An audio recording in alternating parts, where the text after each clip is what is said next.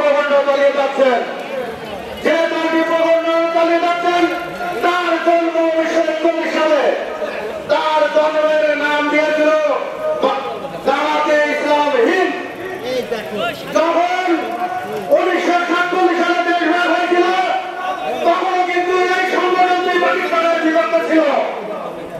যখন দেশ ভাগ কমপ্লিট হলো তখন এই ব্রিটিশ সরকারের সময় তারা লাহোর থেকে প্রধান একটি সংস্থানে ভারতের পাঞ্জাব শহরে, আপনারা জানেন তখন এই দেশ ভাগ হওয়ার পরে ভারত এবং পাকিস্তান নামক দুটি রাষ্ট্রের জন্ম হয়েছিল।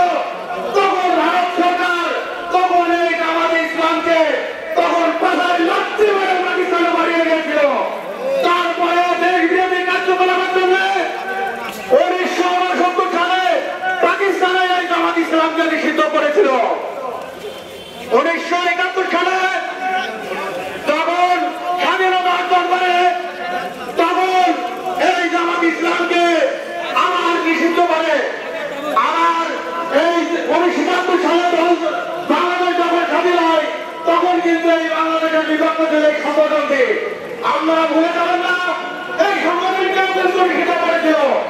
আমাদের শহীদ জিয়া এবং স্বাধীনতার ঘোষক শহীদ প্রেসিডেন্ট জিয়াউর রহমান এই দলটিকে আবার রাজনীতি করার সুযোগ দিয়েছিল।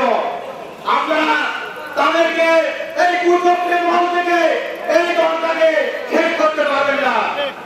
আমরা অনেক রক্ত দিয়েছি, অনেক